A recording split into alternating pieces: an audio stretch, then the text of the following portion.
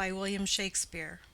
Act 5, Scene 1, Mantua, a street. Enter Romeo. Romeo.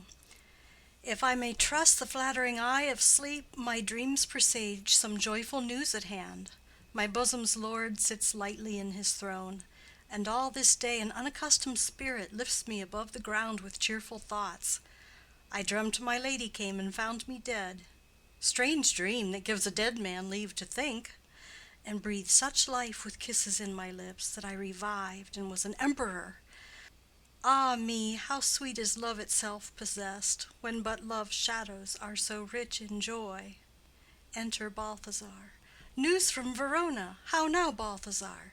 Dost thou not bring me letters from the friar? How doth my lady? Is my father well?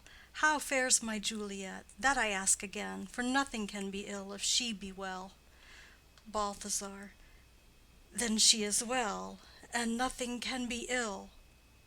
Her body sleeps in Capel's monument, and her immortal part with angels lives. I saw her laid low in her kindred's vault, and presently took post to tell it you.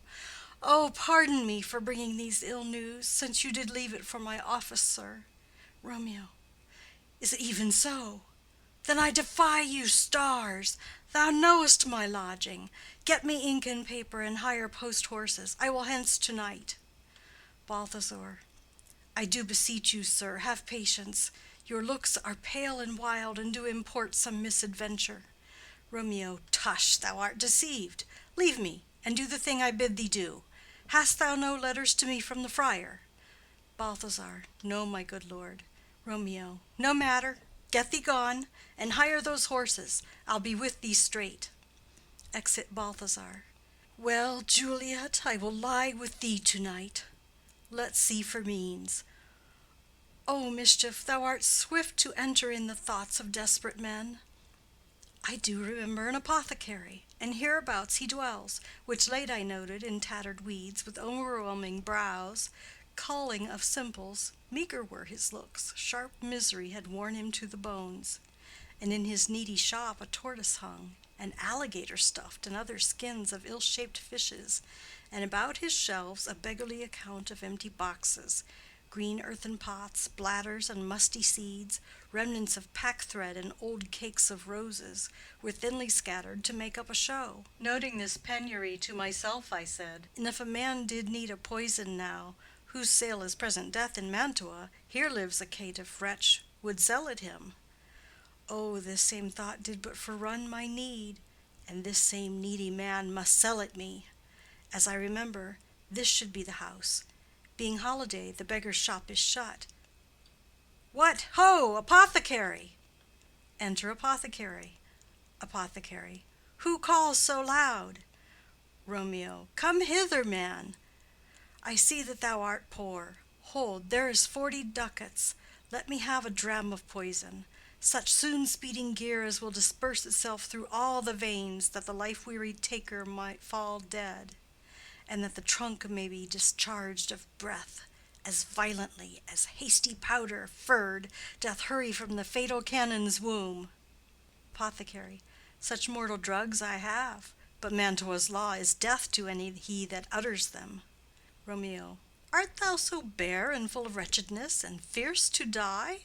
Famine is in thy cheeks, need and oppression starveth in thine eyes, contempt and beggary hangs upon thy back. The world is not thy friend, nor the world's law. The world affords no law to make thee rich. Then be not poor, but break it, and take this. Apothecary. My poverty, but not my will, consents. Romeo. I pay thy poverty, and not thy will. Apothecary. Put this in any liquid thing you will, and drink it off, and if you had the strength of 20 men, it would dispatch you straight. Romeo. There is thy gold. Worse poison to men's souls, doing more murders in this loathsome world than these poor compounds that thou mayest not sell.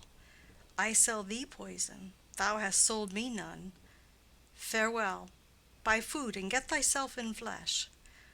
Come, cordial and not poison, go with me to Juliet's grave, for there must I use thee. Exit. End of Scene 1. Scene 2. Friar Lawrence's cell. Enter Friar John. Friar John. Holy Franciscan friar, brother, ho! Enter Friar Lawrence. Friar Lawrence. This same should be the voice of Friar John. Welcome from Mantua. What says Romeo? Or if his mind be writ, give me his letter.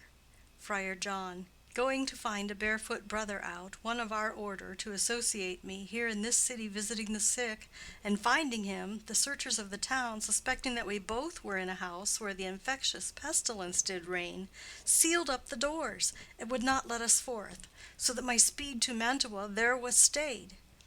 Friar Lawrence. Who bare my letter then to Romeo? Friar John. I could not send it. Here it is again. Nor get a messenger to bring it thee, so fearful were they of infection. Friar Lawrence. Oh, unhappy fortune! By my brotherhood, the letter was not nice, but full of charge of dear import, and the neglecting it may do much danger. Friar John, go hence. Get me an iron crow, and bring it straight unto my cell. Friar John. Brother, I'll go and bring it thee. Exit. Friar Lawrence. Now must I to the monument alone. Within this 3 hours will fair Juliet wake. She will beshrew me much that Romeo hath no notice of these accidents. But I will write again to Mantua, and keep her at my cell till Romeo come. Poor living corse, closed in a dead man's tomb. Exit. End of Scene 2. Scene 3. A churchyard. In it a monument belonging to the Capulets. Enter Paris and his page bearing flowers and a torch. Paris. Give me thy torch, boy, hence and stand aloof. Yet put it out, for I would not be seen. Under yon yew tree lay thee all along, holding thine ear close to the hollow ground, so shall no foot upon the churchyard tread, being loose, unfirm with digging up of graves, but thou shalt hear it. Whistle then to me, as signal that thou hearest something approach. Give me those flowers. Do as I bid thee. Go. Page. Aside. I am almost afraid to stand alone here in the churchyard. Yet I will adventure. Retires. Paris. Sweet flower, with flowers thy bridal bed I strew. O woe! Thy canopy is dust and stones, which with sweet water nightly I will dew. Or, wanting that, with tears distilled by moans, the obsequies that I for thee will keep, nightly shall be to strew thy grave and weep. The page whistles. The boy gives warning something doth approach. What cursed foot wanders this way tonight, to cross my obsequies and true love's right? What? With a torch? Muffle me, night, awhile. Retires. Enter Romeo and Balthazar, with a torch, mattock, etc. Romeo. Give me that mattock and the wrenching iron. Hold, take this letter.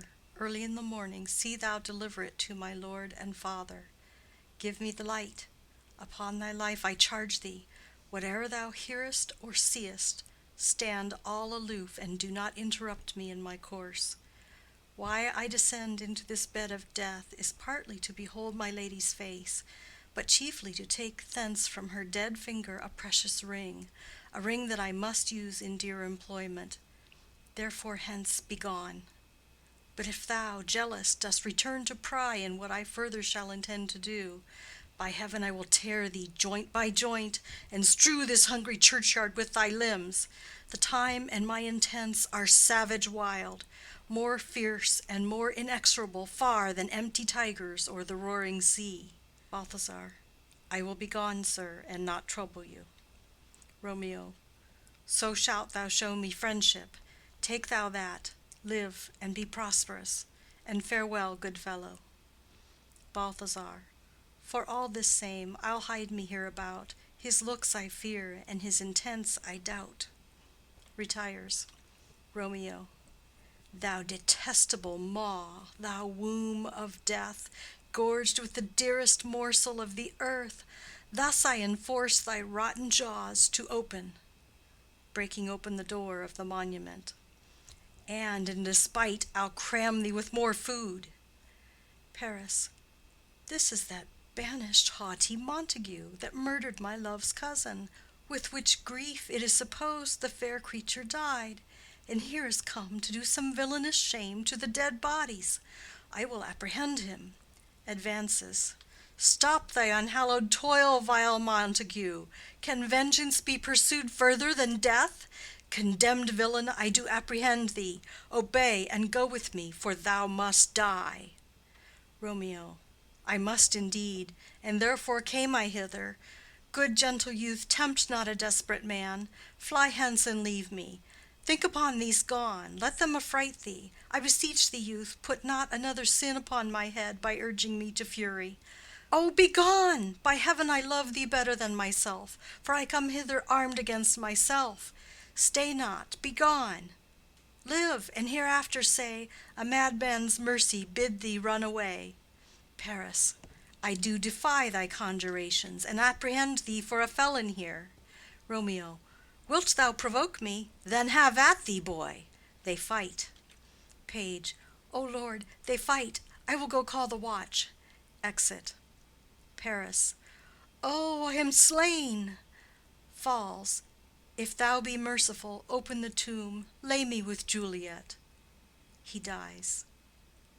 Romeo. In faith I will. Let me peruse this face. Mercutio's kinsman, noble County Paris. What said my man when my betossed soul did not attend him as we rode? I think he told me Paris should have married Juliet. Said he not so? Or did I dream it so? Or am I mad, hearing him talk of Juliet, to think it was so? Oh, give me thy hand, one writ with me in sour misfortune's book. I'll bury thee in a triumphant grave. A grave? Oh no, a lanthorn, a slaughtered youth, for here lies Juliet, and her beauty makes this vault a feasting presence full of light. Death, lie thou there, by a dead man interred, laying Paris in the monument. How oft, when men are at the point of death, have they been merry, which their keepers call a lightning before death. Oh, how may I call this a lightning? O my love, my wife! Death, that hath sucked the honey of thy breath, hath no power yet upon thy beauty. Thou art not conquered. Beauty's ensign yet is crimson in thy lips and in thy cheeks, and death's pale flag is not advanced there. Tybalt, liest thou there in thy bloody sheet?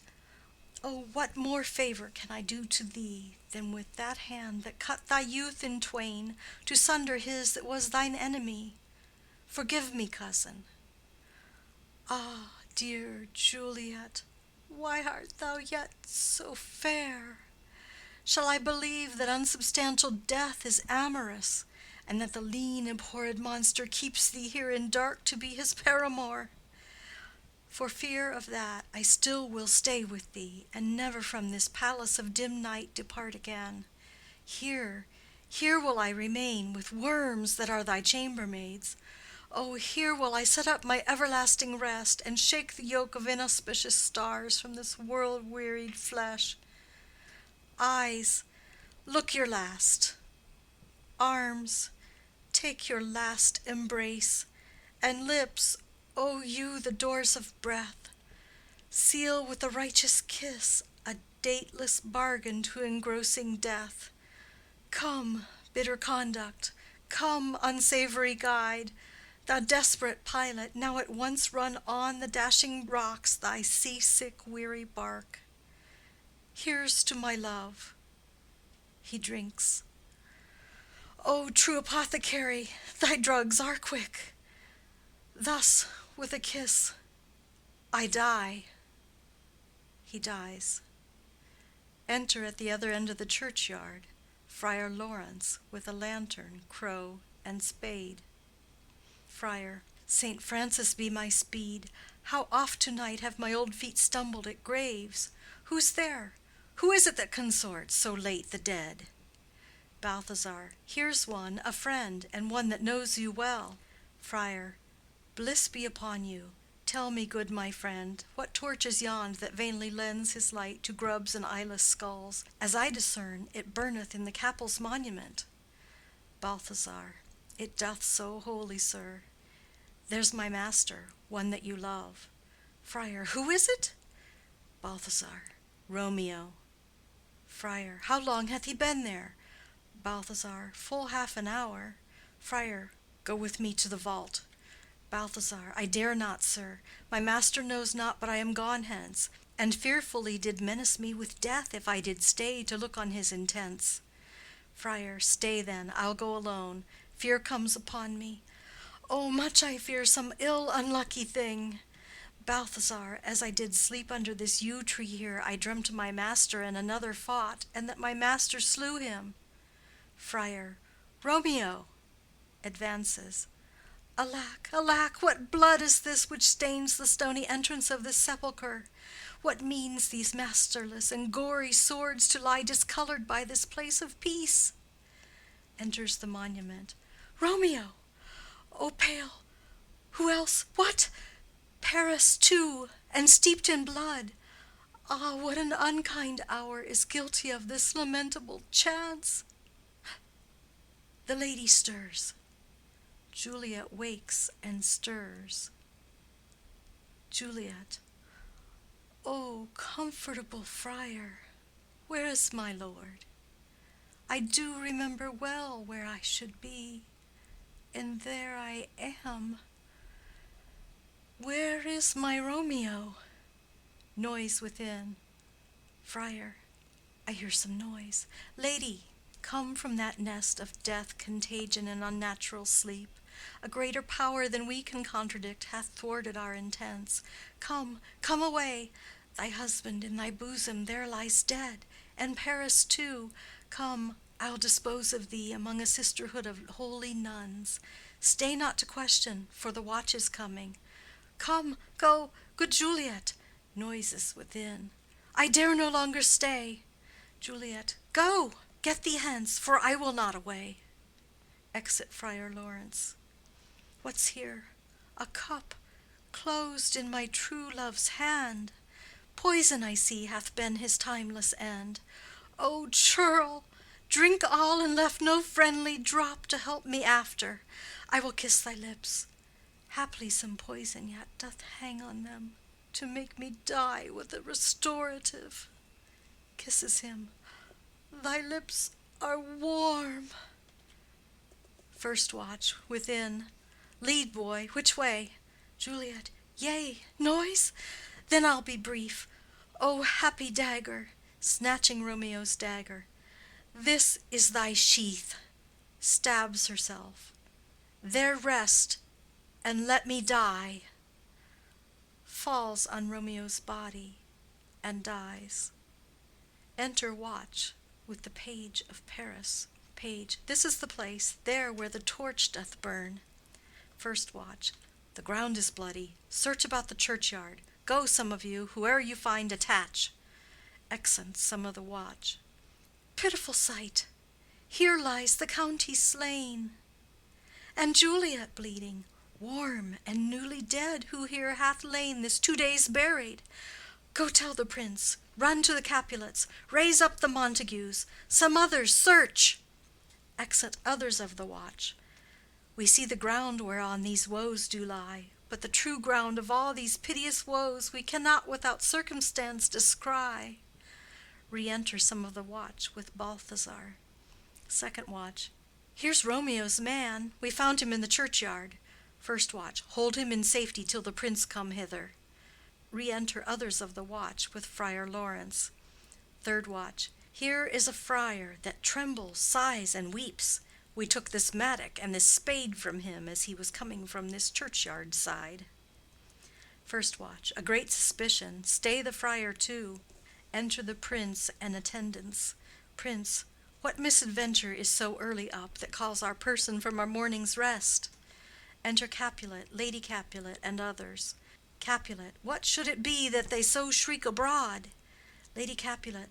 The people in the street cry Romeo, some Juliet, and some Paris, and all run with open outcry toward our monument. Prince. What fear is this which startles in our ears?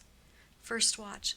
Sovereign, here lies the county Paris slain, and Romeo dead, and Juliet dead before, warm and new killed. Prince. Search, seek, and know how this foul murder comes. First watch. Here is a friar and slaughtered Romeo's man, with instruments upon them fit to open these dead men's tombs. Capulet. O heaven! O wife, look how our daughter bleeds! This dagger hath mistaken, for lo, his house is empty on the back of Montague, and it missheathed in my daughter's bosom.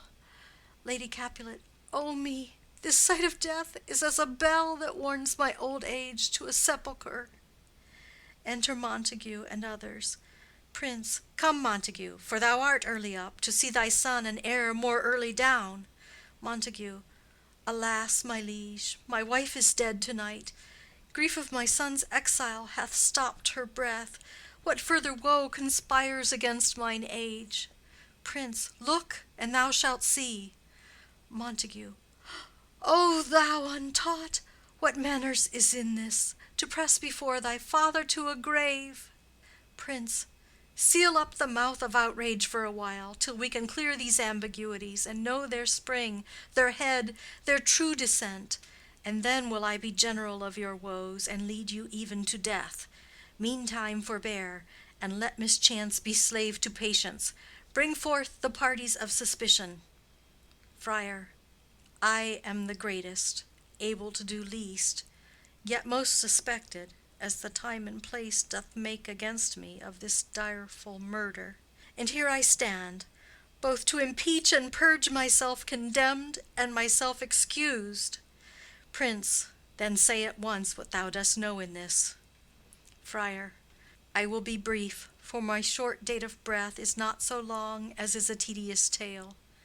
Romeo, there dead, was husband to that Juliet, and she, there dead, that Romeo's faithful wife. I married them, and their stolen marriage day was Tybalt's doomsday, whose untimely death banished the new-made bridegroom from this city, for whom and not for Tybalt Juliet pined. You, to remove that siege of grief from her, betrothed, and would have married her perforce to county Paris. Then comes she to me, and with wild looks bid me devise some means to rid her from this second marriage, or in my cell there she would kill herself. Then gave I her, so tutored by my art, a sleeping potion, which so took effect as I intended, for it wrought on her the form of death. Meantime I writ to Romeo that he should hither come as this dire night, to help to take her from her borrowed grave, being the time the potion's force should cease. But he which bore my letter, Friar John, was stayed by accident, and yesternight returned my letter back. Then all alone, at the prefixed hour of her waking, came I to take her from her kindred's vault, meaning to keep her closely at my cell till I conveniently could send to Romeo. But when I came, some minute ere the time of her awaking, here untimely lay the noble Paris, and true Romeo dead. She wakes, and I entreated her come forth and bear this work of heaven with patience. But then a noise did scare me from the tomb, and she, too desperate, would not go with me, but as it seems did violence on herself. All this I know, and to the marriage her nurse is privy. And if aught in this miscarried by my fault, let my old life be sacrificed, some hour before his time, unto the rigor of severest law. Prince, we still have known thee for a holy man. Where's Romeo's man? What can he say in this? Balthazar. I brought my master news of Juliet's death, and then in post he came from Mantua to this same place, to this same monument. This letter he early bid me give his father, and threatened me with death, going in the vault, if I departed not and left him there. Prince, give me the letter. I will look on it. Where is the county's page that raised the watch? Sirrah, what made your master in this place? Boy. He came with flowers to strew his lady's grave, and bid me stand aloof, and so I did. Anon comes one with light to ope the tomb, and by my master drew on him, and then I ran away to call the watch. Prince. This letter doth make good the friar's words, their course of love, the tidings of her death, and here he writes that he did buy a poison of a poor apothecary, and therewithal came to this vault to die, and lie with Juliet. Where be these enemies? Capulet, Montague, see what a scourge is laid upon your hate, that heaven finds means to kill your joys with love. And I, for winking at your discords too, have lost a brace of kinsmen. All are punished. Capulet. O brother Montague, give me thy hand. This is my daughter's jointure, for no more can I demand. Montague. But I can give thee more, for I will raise her statue in pure gold, that while Verona by that name is known, there shall no figure at such rate be set as that of true and faithful Juliet. Capulet. As rich shall Romeo's by his ladies lie, poor sacrifices of our enmity. Prince. A glooming peace this morning with it brings. The sun for sorrow will not show his head. Go hence to have more talk of these sad things. Some shall be pardoned, and some punished. For never was a story of more woe than this of Juliet and her Romeo. Exit. End of Act 4.